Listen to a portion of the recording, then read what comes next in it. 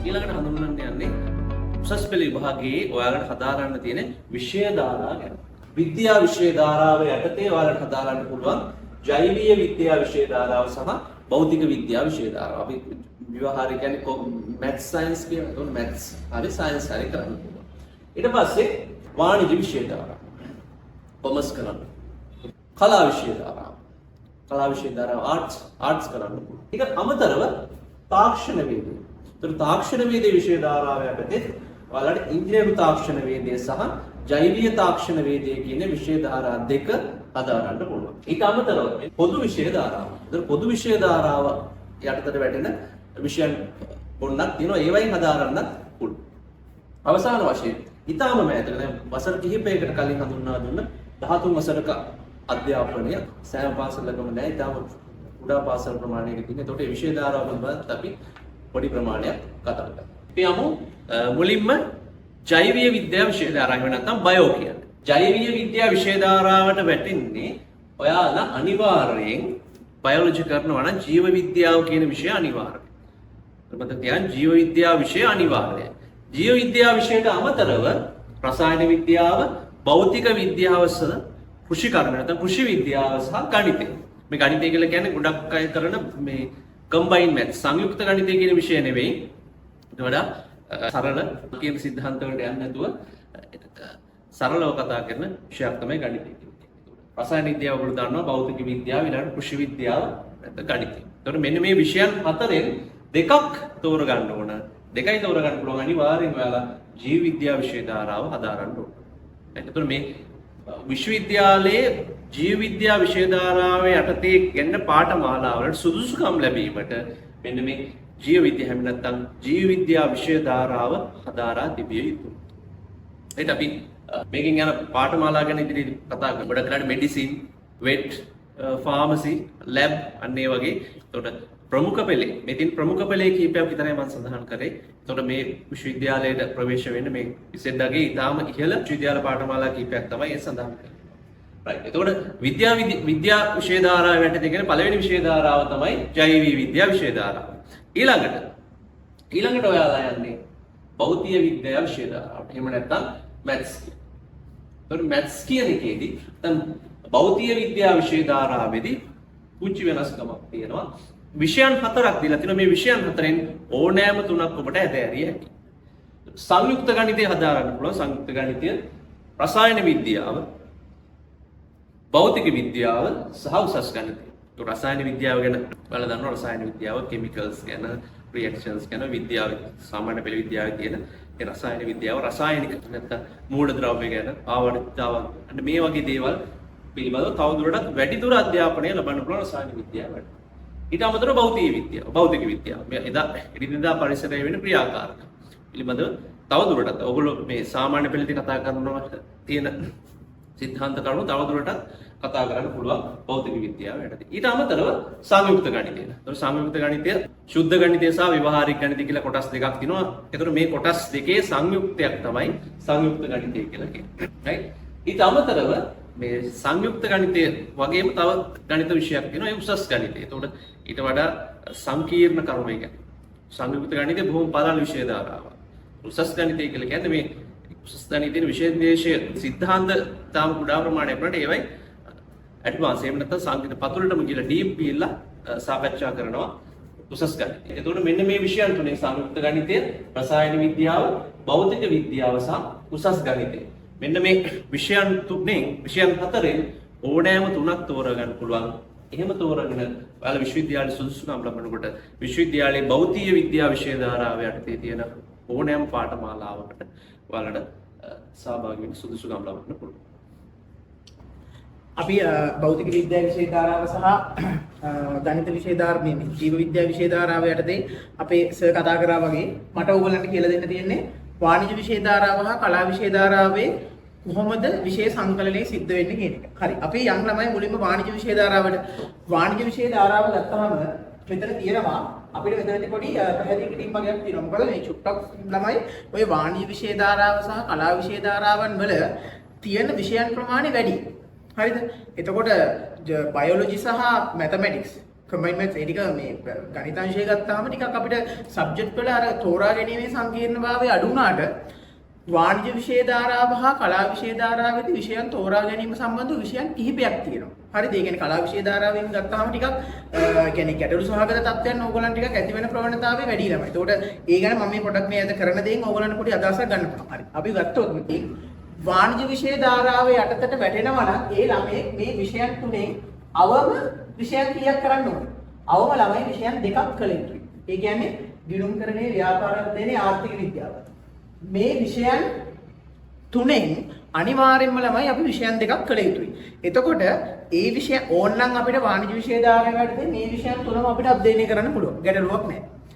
නැත්තම් අපිට මේ විෂයන් දෙකක් එක්ක අපිට තෝරාගත් විෂයක් කරන්න පුළුවන්. එතකොට එතනදී යනවා ළමයි වාණිජ්‍ය විෂය ධාරාවේදී අපි ඕගලන්ට පේන්න ඇති ව්‍යාපාර සංඛ්‍යානය පුළුවන්, භූගෝල විද්‍යාව, ඊට පස්සේ දේශපාලන විද්‍යාව, තර්ක ශාස්ත්‍රය, ඉංග්‍රීසි, ජර්මන්, අනිත් තොරතුරු තාක්ෂණය, අන්න ඒ වගේ ළමයි මේ විෂයන් දෙකට අමතරව ඕගලන්ට අමතර විෂයක් තෝරගන්නවා නම් මොකද වෙන්නේ?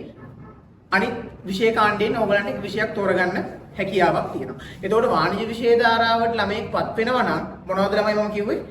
ගිණුම්කරණයේ ව්‍යාපාර අධ්‍යයනයේ ආර්ථික විද්‍යාව කියන විෂයන් තුනෙන් අවම වශයෙන් දෙකක් එක්ක අර විෂයක් කිරීමේ හැකියාවක් තියෙනවා. නැත්නම් මේ විෂයන් තුනම අධ්‍යයනය කරලා උසස් පෙළ වාණිජ්‍ය විෂය ධාරාවෙන් ඕගලන්ට මුහුණ දීමේ හැකියාවක් තියෙනවා ළමයි. එතකොට ඕගොල්ලෝ බලන්න ඕනේ මම මොන විෂයක් මම වාණිජ්‍ය විෂයට වැටෙනවා නම් මම මේ විෂයන් තුනම කරනවද නැත්නම් මේ විෂයන් දෙකක් කරලා මම අර කතා කරුවා අමතර විෂයක් කරනවද කියන එක ඕගොල්ලන්ට තමන්ගේ කැමැත්ත පරිදි පාසලේ තියෙන ඉඩ ප්‍රස්තාව අනුව ඕගොල්ලන්ට ඒක අවස්ථාව උදා කරගන්න පුළුවන් ළමයි. වාණිජ්‍ය විෂය ධාරාව සම්බන්ධයෙන් පැහැදිලි කිරීම තියෙන්නේ ওই ටික. හරි. අපි යම් ළමයි කලා විෂය ධාරාවට අපිට කතා කරන්න තියෙන ප්‍රධාන කාරණා හතරක් තියෙනවා. එතකොට ඇත්තටම ළමයි ගත්තාම භෞතික විද්‍යා විෂය, ජීව විද්‍යා විෂය, වාණිජ්‍ය විෂයටත් වඩා වැඩි විෂයන් ප්‍රමාණයක් මොකද වෙන්නේ? කලා විෂය ධාරාවන් වල තියෙනවා. එතකොට කලා විෂය ධාරාවන් වල අපි විෂය සංකලනයේදී අපි ටිකක් සැලකිලිමත් වෙන්න ඕන ළමයි. හරිද? ඒ කියන්නේ ටිකක් ඒක සංකීර්ණයි. ඇත්තටම ගත්තොත් මේ කියන කතාවත් එක්ක ඕගොල්ලන්ට අදහසක් ගන්න පුළුවන් මම මොකද්ද කියන්නේ කියන එක. හරි. එතකොට කලා විෂය ධාරාව යටතේ ළමයි ප්‍රධාන වශයෙන් අංශ 4කට අපිට අවධානය යොමු කරන්න පුළුවන්. ඒ කියන්නේ පළවෙනි එක තමයි මොකද්ද? සමාජ විද්‍යා විෂය. හරිද? සමාජ විද්‍යා විෂය. අනිත් එක මොකද්ද? ආගම හා ශිෂ්ටාචාර. අනිත් එක මොකද්ද ළමයි?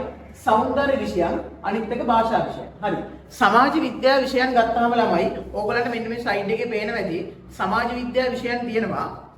ආර්ථික විද්‍යාව, භූගෝල විද්‍යාව මම මේ ඕගොල්ලන්ට ස්ලයිඩ් එකේ පේන වැඩි ගෘහ ආර්ථික විද්‍යාව, තොරතුරු හා සංනිවේදන තාක්ෂණයේ, දේශපාලන ඔන්න ඔය වගේ කිහිපයක්. ඒ කියන්නේ මම මෙතන විෂයන් 11ක් තියෙනවා.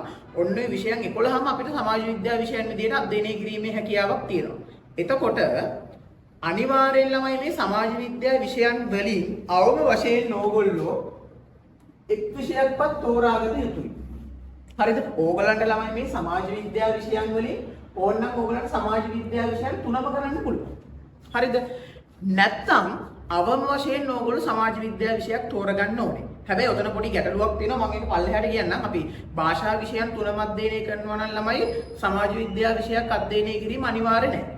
ඒ හැර මෙන්න මේ භාෂා විෂයන් හැර ඕගොල්ලෝ මේ 1 2 3 කාණ්ඩ වලින් අපි විෂයන් තෝරගන්නවා නම් අනිවාර්යයෙන්ම අපි සමාජ විද්‍යා විෂයක් තෝරා ගැනීම අනිවාර්යයි. එතකොට කොහොමද ළමයි සමාජ විද්‍යා විෂයන් තෝරගන්නේ?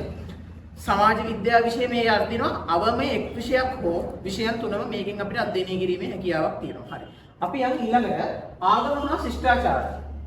ආගම හා ශිෂ්ටාචාරය ගත්තාම මෙන්න මෙහෙම විෂය කම්බිනේෂන් එකක් තියෙනවා. සබ්ජෙක්ට් කම්බිනේෂන් එකක් තියෙනවා. එතකොට එතන ළමයි ආගම හා ශිෂ්ටාචාර විෂයන් ගත්තාම බුද්ධ ධර්මයේ හෝ බෞද්ධ ශිෂ්ටාචාරය තියෙනවා. ක්‍රිස්තියානි ධර්මයේ හෝ ක්‍රිස්තියානි ශිෂ්ටාචාරය, හින්දු ධර්මයේ හෝ හින්දු ශිෂ්ටාචාරය, ඉස්ලාම් හෝ ඉස්ලාම් ශිෂ්ටාචාරය, ග්‍රීක හෝ රෝම. එතකොට ළමයි ආගම හා ශිෂ්ටාචාර විෂයන් අතුරින් අපි හිතන්නකො බුද්ධ ධර්මයේ තෝරගත්ත කියලා. බුද්ධ ධර්මයේ තෝරගත්තොත් ඕගලන්ට බෞද්ධ ශිෂ්ටාචාරයක් තෝරගන්න බෑ. පැහැදිලිද මං කියන එක? එතකොට බුද්ධ ධර්මයේ අපි තෝරගත්තොත් බෞද්ධ ශිෂ්ටාචාර විෂය තෝරගන්න බෑ. මතක තියාගන්න. එතකොට ඔන්න ඔය කියන ආගම හා ශිෂ්ටාචාර විෂයන් වලින් ඕගලන්ට විෂයන් එකක් හෝ දෙකක් තෝරා ගැනීමේ හැකියාවක් තියෙනවා. හැබැයි අනිවාර්යෙන් මෙතන දෙකක් තෝරගත්තොත් ඕගොල්ලෝ අනිවාර්යෙන් අවම වශයෙන් උඩ කියන සමාජ විද්‍යා විෂයක් තෝරා ගැනීම අනිවාර්යයි. පැහැදිලිද? හරි. එතකොට ඒක තමයි ළමයි ආගම හා ශිෂ්ටාචාර විෂය. ඊට පස්සේ ඕගොල්ලන්ට ළමයි තව කාණ්ඩයක් ඉන්නවා සෞන්දර්ය විෂයක්. සෞන්දර්ය විෂයන් ගත්තාම ළමයි මෙතන තියෙනවා චිත්‍ර කලාව. ඕගොල්ලන්ට චිත්‍ර කරන්න පුළුවන් නර්තන, දේශීය ಭಾರತ කියලා දෙකක් තියෙනවා. අනික සංගීතය, නාට්‍ය හා රංග කලාව. එතකොට මෙතනත් ළමයි ඕගොල්ලන්ට සෞන්දර්ය විෂයන් වලින් අවම වශයෙන් එකක් හරි නැත්නම් උපරිම දෙකක් හරි තෝරගන්න පුළුවන්. පැහැදිලිද? එතකොට ඕගොල්ලෝ හදිස්සියව සෞන්දර්ය විෂයන් දෙකක් තෝරගත්තොත් අතනින් ඕගොල්ලෝ සමාජ විද්‍යාව විෂයක් තෝරාගත යුතුමයි. පැහැදිලි? එතකොට ළමයි උතන තියෙන්නේ සමාජ විද්‍යාව විෂයන් එකක් හෝ තුනම තෝරගැනීමේ හැකියාවක් තියෙනවා. නමුත් ආගම හා ශිෂ්ටාචාර විෂයන්, සෞන්දර්ය විෂයන් හෝ උපරිම ඕගොල්ලන්ට දෙකක් තෝරගන්න පුළුවන්. මේ උපරිම දෙකක් තෝරගත්තොත් එකක් ඊළඟ විෂය ඕගොල්ලෝ අනිවාර්යයෙන් සමාජ විද්‍යාව විෂයක් අධ්‍යයනය කළ යුතුයි. ඔන්න ඕක තමයි උතන තියෙන සබ්ජෙක්ට් කම්බිනේෂන් එක. හරිද? එතකොට සමාජ විද්‍යාව විෂයන් අනිවාර්යෙන් අවම වශයෙන්වත් ඕගොල්ලෝ එකක් කළ යුතුයි. මේ 1 2 3 කාණ්ඩ විෂයනුත් ඕගොල්ලෝ කරනවා නම්.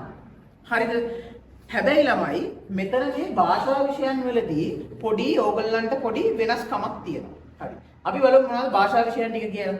භාෂා විෂයන් තියෙනවා ගත්තාම සිංහල, දෙමළ, ඉංග්‍රීසි, අරාබි, පාලි, සංස්කෘත, චීන, මැලේ, ප්‍රංශ ඔන්න ඔය වගේ රුසියන්, හින්දි, ජපන් ගොඩාක් භාෂා විෂයන් කිහිපයක් තියෙනවා. එතකොට මෙතනින් ළමයි ඕගොල්ලන්ට ඔතන මේ භාෂා විෂය කාණ්ඩයේ තියෙන විෂයන්ගෙන් ඕගොල්ලන්ට ඕනෑම විෂයන් හෝ විෂයන් දෙකක් තෝරගැනීමේ හැකියාවක් තියෙනවා. හරිද ළමයි? එතකොට අර වගේම තමයි. ඕගොල්ලන්ට දැන් සිංහලයි දෙමළයි තෝරගන්න පුළුවන්. එතකොට එතන වුණොත් ඕගොල්ලෝ දෙකක් මේකෙන් තෝරගත්තොත් ආයි අතන අනිවාර්ය සමාජ විද්‍යාව විෂයක් තෝරා ගන්න ඕනේ. හරිද? හැබැයි ඕගොල්ලන්ට මෙහෙම අවස්ථාවකුත් මෙතන දීලා තියෙනවා. හරිද? ඕගොල්ලන්ට ඔය 1 සහ 2 තියෙනමනේ කාණ්ඩයන් වල. ඒ උපකාණ්ඩ වලින් විෂයන් 3ම ඕගොල්ලෝ තෝරගන්න ගත්තොත් සමාජ විද්‍යාව විෂයක් අධ්‍යයනය කිරීමේ අවස්ථාවක් ඕගොල්ලන්ට ලැබෙන්නේ නැහැ. එතකොට ඕගොල්ලන්ට භාෂා විෂයන් වල විෂයන් 3ම භාෂා විෂයන් තෝරගත්තොත් ඕගොල්ලන්ට සමාජ විද්‍යාව විෂයක් අධ්‍යයනය කරන්න අවශ්‍ය නැහැ. තේරුණාද? ඒතකොට සමාජ විද්‍යාව විෂයක් අනිවාර්යෙන් හදාරන්න ඕනේ. සෞන්දර්ය විෂයක්, ආගම හා ශිෂ්ටාචාර විෂයන් එක්ක කරොත් ඕගොල්ලෝ සමාජ විද්‍යාව විෂයක් අධ්‍යයනය කරන්න ඕනේ. ඕගොල්ලෝ භාෂා විෂයකට ගියොත් භාෂා විෂය නම් ඕනනම් භාෂා විෂයන් 3ම අධ්‍යයනය කරන්න පුළුවන්. එතකොට සමාජ විද්‍යාව විෂයක් අධ්‍යයනය කරන්න ඕනේ නැහැ. හැබැයි භාෂා දෙකක් තෝරගත්තොත් අතනින් සමාජ විද්‍යාව විෂයක් තෝරගන්න ඕනේ. පැහැදිලිද? එතකොට අපි එක භාෂාවක් දැන් ඕගොල්ලන්ට මෙහෙම කරන්න පුළුවන් ළමයි. ඕගොල්ලන්ට භාෂා විෂයක් තෝරගෙන, සෞන්දර්ය විෂයක් තෝරගෙන, සමාජ විද්‍යාව විෂයක් තෝරගන්න පුළුවන්. ඔතන තියෙන පදනම තමයි අපි අවම වශයෙන් සමාජ විද්‍යාව විෂයක් තෝරගත යුතුයි කියන පදනම. පැහැදිලිද? හැබැයි ඒක භාෂා විෂයන් 3ම කරනවා නම් අදාළ වෙන්නේ නැහැ. ඒ හැර අනිත් සෑම අවස්ථාවකම සමාජ විද්‍යාව විෂයක් අවම වශයෙන් එකක් හෝ අධ්‍යයනය කිරීම අනිවාර්යයි. නැත්නම් සමාජ විද්‍යාව විෂයන් 3ම අධ්‍යයනය කරන්න පුළුවන්. හරිද? මම හිතනවා ඕගොල්ලන්ට මේ ඔය ආර්ට් කොමර්ස් කියන විෂයන් ගොඩක් වෙලාවට ආර්ට් ළමයි. ආර්ට් වල පොඩ්ඩක් අර විෂයන් තෝරා ගැනීමේ ගැටලු තියෙනවා. අනික ළමයි දැන් ඕගොල්ලෝ කොච්චර හිතේ තියාගෙන හිටියත් ඉස්කෝලේදී ඕගොල්ලන්ට සමහරක් වෙලාවට ඕගොල්ලෝ දැන් හිතන්න චීන, මැලේ, ප්‍රංශ දැන් ගොඩාක් මම කිව්වනේ. ඒතකොට චයිනීස් හරි මැලේ හරි ඒ වගේ විෂයන් උගන්වන්න ගුරුවරු නැත්නම් ළමයි එතනදී පොඩි ගැටලුකාරී තත්ත්වයක ඇති වෙනවා. හරිද? එතකොට 100% අපිට කියන්න බෑ ඕගොල්ලන්ට මේ විෂයම කරන්න පුළුවන් කියන එක. එතකොට එතනදී ඕගොල්ලන්ට අවේලබිලිටි එක බලලා පාසලෙන් දෙන විදිහට කටයුතු කරන්න පුළුවන්. හරි. මම හිතනවා මේ විෂයන් දෙක සම්බන්ධයෙන් ඕගොල්ලන්ට සාමාන්‍ය අවබෝධයක් ආව කියලා. මොකද ළමයි හොඳට ඕගොල්ලෝ මේ විභාගෙට දැන් මේ A level වලට අඩිය තියෙන පළවෙනි අවස්ථාවේදී ඕගොල්ලෝ හොඳට මතක තියාගන්න ඕනේ මේ විෂය සංකලනය කොහොමද හැදෙන්නේ කියන එක. ඒ හින්දාම තමයි අපි මේ වගේ ප්‍රෝග්‍රෑම් එකක් ඕගොල්ලන්ට පොඩි දැනුවත් කිරීමක් කරන්න ගත්තේ. එතකොට විෂය සංකලනය අපි ළමයි පීනන්න නම් මේකේ ගැඹුර, මේකේ පළල, මේකේ හැමදේම දැනගන්න ඕනේ. ඔක්කොම කලින්. ඒකනේ වෙන්න ඕනේ. නැත්තම් ඔහේ ගිහිල්ලා අපි බිමට පැන්නොත් මොකද වෙන්නේ? ගඟට පැන්නොත්. අපිට යනාතක් හොයාගන්න පුළුවන්ද?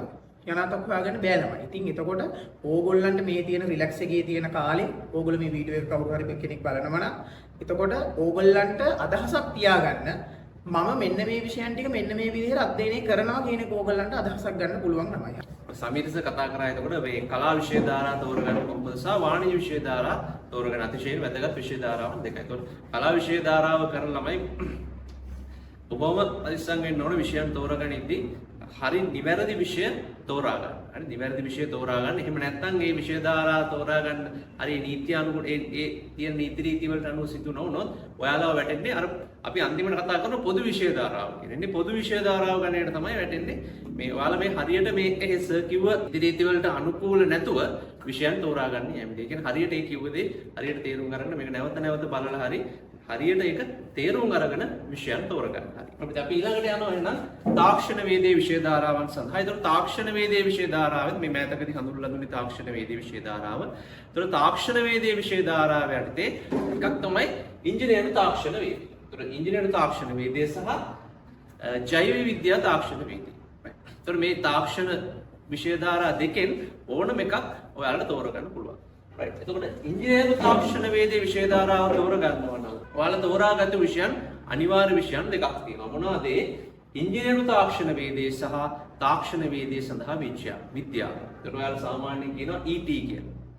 Engineering technology. එතකොට ඔයාලා ඉංජිනේරු තාක්ෂණ වේදේ යටතේ උසස් පෙළ හදාරනවා නම් ඔයාලා අනිවාර්යයෙන් ඉංජිනේරු තාක්ෂණ වේදේ විෂය හැදෑරිය යුතුමයි.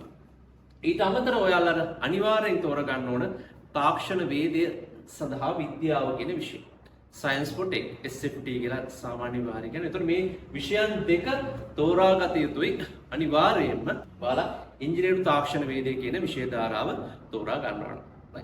එතකොට ඉංජිනේරු තාක්ෂණ වේදය කියන විෂය යටතේ ඔයාලා සාමාන්‍යයෙන් සිවිල් ඉංජිනියරින් ඊට අමතරව ඉලෙක්ට්‍රිකල් ඉංජිනියරින් ඊළඟට ඉලෙක්ට්‍රොනික ඉංජිනියරින් ඒ වගේම ඔටෝමොබයිල් අන්නේ මෙන්න මේ වගේ මොබයිල් කාර් හදන ඒ ඔටෝමොබයිල් වගේ අන්නේ වගේ දේවල් ඔයාලා ඉංජිනේරු තාක්ෂණ වේදය කියන විෂය යටතේ ඉගෙන ගන්න. Science for Tech SFT කියලා කියන්නේ මේ අපි අර ගණිත විෂය ධාරාවේ තියෙන maths, bio, chemistry, physics, රසායන විද්‍යාව, භෞතික විද්‍යාව, ජීව විද්‍යාව, අතර මේ තියෙන විෂයන් සහ ගණිතයේ සංකලනය. right. ඒවම ICT මේ ඒ සියල්ලංගෙම සංකලනයක් තමයි තාක්ෂණ වේදේ සඳහා විද්‍යාව එහෙම නැත්නම් SFT කියලා කියන්නේ. එතකොට මෙන්න මේ විෂයන් දෙක තෝරාගත යුතුයි අනිවාර්යයෙන්ම ඉංජිනේරු තාක්ෂණ වේදය හදාරන ශිෂ්‍යයා. ඊට අමතරව මේකට අමතරව ඔයාලට ඉතුරු විෂය ලෙස තෝරගන්න පුළුවන් මෙන්න මේ සඳහන් වෙලා තියෙන අනෙක් විෂය 11න් කීපයක්. එතකොට ඒකෙන් එකක් තෝරගන්න ඕන ඔයාලා මේ තියෙන විෂයන් දෙකට අමතරව. මෙන්න මේ විෂයන් 11ේ තියෙන ඔයාලට ආර්ථික විද්‍යාව, භූගෝල විද්‍යාව, ගෘහාර්ථික විද්‍යාව, ඒ වගේම තොරතුරු තාක්ෂණය, චිත්‍ර කලාව, ව්‍යාපාර අධ්‍යයනය, ගිණුම්කරණය, කෘෂි කර්මය.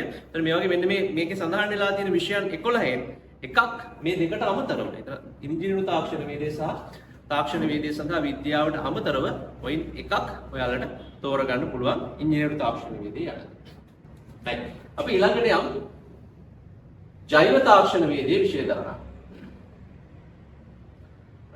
ජෛව තාක්ෂණ වේදේ විෂය ධාරාව යටතේ අපි අර ඉංජිනේරු තාක්ෂණ වේදේ කතා කරා වගේම තාක්ෂණ වේදේ සඳහා විද්‍යාවන් අපි අර සයන්ස් සබ්ජෙක්ට් වල කම්බිනේෂන් එකේ හැම එකෙම පොඩ කතා කරනවා කියලා මේ විෂය යන්නේ සයන්ස් for Tech. ඒකට තාක්ෂණ වේදේ සඳහා විද්‍යාව අනිවාර්යයි. ඒ වගේම ඔයාලා ජෛව තාක්ෂණ වේදේ කියන විෂය ධාරාවට වැටෙන්නේ ඔයාලා තෝරගන්න ඕන ජෛව පද්ධති තාක්ෂණ වේදේ කියන විෂය. ඉංජිනේරු තාක්ෂණ වේදේදී මේ ඉංජිනේරු තාක්ෂණ වේදය තෝරගත්තා වගේම ඔයාලා මේකෙදි ජෛව පද්ධති තාක්ෂණ වේදය තෝරගන්න ඕන BST. BST කියන විෂය ඊට අමතරව Science for Tech තාක්ෂණ වේදය සඳහා විද්‍යාව කියන විෂය මෙන්න මේ විෂයන් දෙක අනිවාර්යයි ජෛව තාක්ෂණ වේදේ විෂය ධාරාව යටතේ. right. ඊට පස්සේ තුන්වෙනි විෂය විදිහට අර ඉංජිනේරු තාක්ෂණ වේදේ තිබුණ අමතර විෂයන් මෙන්න මේ දැන් ඔයාලා මෙන්න මේ විෂය ධාරා මේ විෂයන් වලින් එකක් ඔයාලට තෝරගන්න පුළුවන් මේ විෂයන් දෙකට අමතරව. ඒකෙත් අපි අර කලින් කතා කරා වගේම භූගෝල විද්‍යාව, ICT, ඊළඟ මීඩියා, ඉංග්‍රීසි, බිස්නස් ස්ටඩි, ගිණුම්කරණය, කෘෂි විද්‍යාව, ගණිතය කියන එකත් මම සඳහන් කළා මුලින් මේ මොන වගේ එකක්ද ගණිතය කියලා කියන්නේ කියන එක. ඒකට මෙන්න මේ විෂයන් 11න් එකක් මේ විෂයන් දෙකට අමතරව ඔයාලට තෝරා ගැනීමේ හැකියාව තියෙනවා. එතකොට මේ තාක්ෂණ වේදේ විෂය ධාරාව මේ විදිහට අපි කතා කරලා අවසන් කරනවා. එතකොට තාක්ෂණ වේදේ විෂය ධාරාවේ යටතේ නැත්නම් ඔයාලා විශ්වවිද්‍යාලයේ සුදුසුකම් ලැබුණ විශ්වවිද්‍යාලයේ පොතේ සඳහන් වෙනකොට සුදුසුකම් ලබන්න ඔයාලා ඇප්ලයි කරන්න එපා. එතකොට ඔයාලට ඉෂුව කරනවා බුක් එකක්. පොතක් ඉෂුව කරනවා මේ විශ්වවිද්‍යාල ප්‍රතිපාදන කොමිෂන් සභාවෙන්. එතකොට ඒක ඇප්ලයි කරනකොට ඔයාලා විශ්වවිද්‍යාලයේ තියෙන මේ ජෛව තාක්ෂණ වේදිකය යටතේ මෙන්න මේ විෂයන් වලට තමයි සුදුසුකම් ලබන්නේ. ඉංජිනේරු තාක්ෂණ වේදිකය යටතේ මෙන්න මේවට තමයි සුදුසුකම් ලබන්නේ. එතකොට අන්න ඒ පාඨමාලාවලට පෙනී සිටින්න ඔයාලා අනිවාර්යෙන් ජෛව තාක්ෂණ වේදිකය එහෙම නැත්නම් මෙන්න මේ මම පෙර සඳහන් කරපු මේ නීති රෙගුලාසි වලට අනුව ඔයාලා විෂයන් තෝරගන්න ඕන. දැන් මේ කලින් සඳහන් කරපු මේ විෂය ධාරාවන් කිසිම එකකට වැටෙන්නේ නැත්නම් එයාලා වැටෙන්නේ. එහෙම නැත්නම් එයාලා අයත් වෙන්නේ, ඒගොල්ලෝ අයත් වෙන්නේ මෙන්න මේ පොදු විෂය ධාරාව යටතේ. දැන් අපි දැන් මේ සමීර සර් මම කියපු මේ නීති වලට අනුව නැත්නම් මේ කියපු ගයිඩ්ලයින්ස් වලට අනුව විෂයන් තෝරාගත්තේ අසමත් වුණොත් ඔයාලා වැටෙන්නේ පොදු විෂය ධාරාව යටතේ. එහෙම කියන්නේ පොදු විෂය ධාරාවේ විශ්වවිද්‍යාලයේ විශාල පාඨමාලා ප්‍රමාණයක් තියෙනවා. උසස් පෙළ විෂය ධාරාව යටතේ උසස් පෙළ හදාරක් තියෙන ඕනෑම විෂයක් ඔයාලට හදාරන්න පුළුවන් මේ පොදු විෂය ධාරාව යටතේ. තමන්ට කැමතිම විෂයන් තුනක් මේ යටතේ හදාරන්න පුළුවන්. ඒතර මේ ඕනම විෂයක් හදාරනකොට ඒ සඳහා අයිලන්ඩ් රෑන්ක් එකක් ඩිස්ට්‍රික්ට් රෑන්ක් එකක් ඔයාලට ලැබෙන්නේ නැහැ. ඒකෙන් අදහස් කරන්නේ ඔයාලට කැම්පස් යන්න බෑ කියන එක. කැම්පස් යන්න බැරි නෑ. කැම්පස් යන්න බෑ නෙමෙයි. මේකේ ඉසෙට් එකේ ඔයාලට ලබා දෙනවා. මේ ඉසෙට් එකේ මත තමයි ඔයාලා විශ්වවිද්‍යාලයට තෝරන්නේ. ඒතර විශ්වවිද්‍යාලයේ බොහෝ පාඨමාලා තියෙනවා. මේ පාඨමාලා 257ක් තියෙනවා සියලු මේ යටතේ විශාල ප්‍රමාණයක් තියෙනවා මේ පොදු විෂය ධාරාව යටතේ. මේ විෂයක් ධාරාවලට අමතරව විශාල ප්‍රමාණයක් තියෙනවා මේ මොකද ඕනම විෂයක් කළා කියන්නේ අර කලින් සඳහන් කරපු විෂයන් ධාරා 7 කරලා යන්නත් පුළුවන්. ඒ වගේම පොදු විෂය ධාරාව මේ ඒවට අදාළ නැති වෙන විෂයන් කරලා විශ්වවිද්‍යාලය යන්නත් පුළුවන්.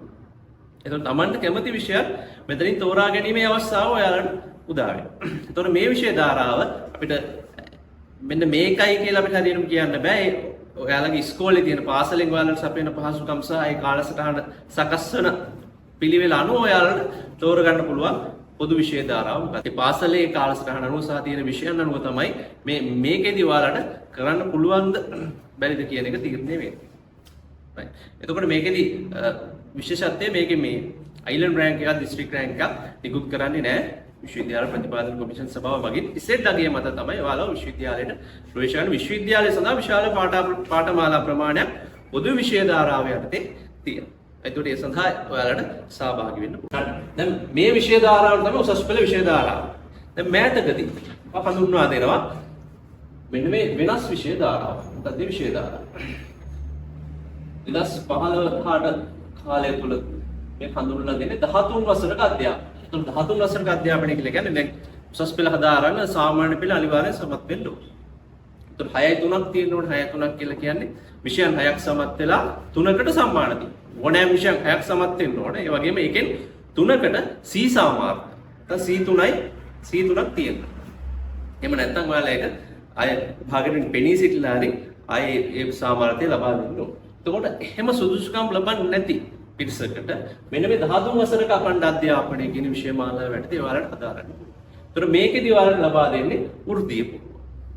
වෘත්තීය පුහුණුවකට තමයි යන්නේ මේ පාසල් අවධියේදී. පාසල් අවධියේදී ඔයාලා වෘත්තීය පුහුණුව සම්බන්ධ විෂයකට යොමු කරනවා. ඒතර ඒකෙදි ඔයාලට ඉස්කෝලේ ඉන්න තියෙන අවුරුද්ද. පළවෙනි මාස තුනේ ඔයාලට තියෙන පොදු විෂය ශාස්ත්‍ර ගැන. ඒතර මේ ඊට පස්සේ මේ පොදු විෂය ශාස්ත්‍ර ටික හදාarලා ඊට පස්සේ ඒකෙන් යම් කිසි විෂයන් ප්‍රමාණයක් තෝරගෙන තවදුරටත් ඔයාලා මාස 6ක් යනකම් ඒ ව්‍යවහාරික විෂය ශාස්ත්‍රය හදාගන්න පුළුවන්. ඒතකොට මේ ව්‍යවහාරික විෂය ශාස්ත්‍රය හදාරුවාට පස්සේ ඊට පස්සේ ඔයාලව දානවා වෘත්තීය පුහුණුවකට. නැත්නම් වොකේෂනල් ට්‍රේනින් එක. ඒතකොට මේ වොකේෂනල් ට්‍රේනින් එකේ අවුරුද්දක් පුරාවට ඔයාලා මේ වොකේෂනල් වෘත්තීය පුහුණුවේ යෙදලා ඉඳලා ඔයාලට NVQ 7 නිකුල් ලෙවල් 4 කියන සහතිකය ඔයාලට ලබා ගන්න පුළුවන්. ඒ කියන්නේ උසස් පෙළ හා සමාන්තරම සුදුසුකම.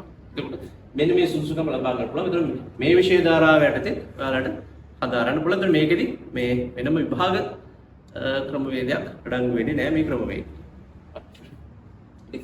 මේක තමයි මේ විෂය ධාරාවන් 7 ගැන තමයි අපි ප්‍රධාන වශයෙන් කතා කරන්නේ.